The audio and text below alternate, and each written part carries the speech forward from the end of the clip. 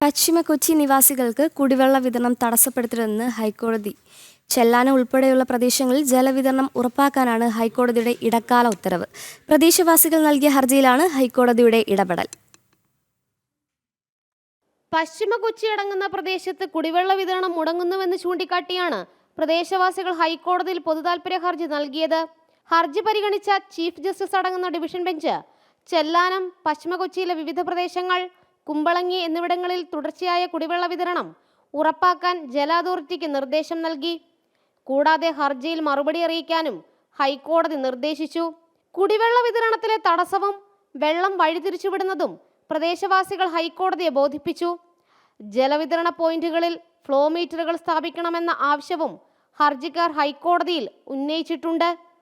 Janam, Kochi.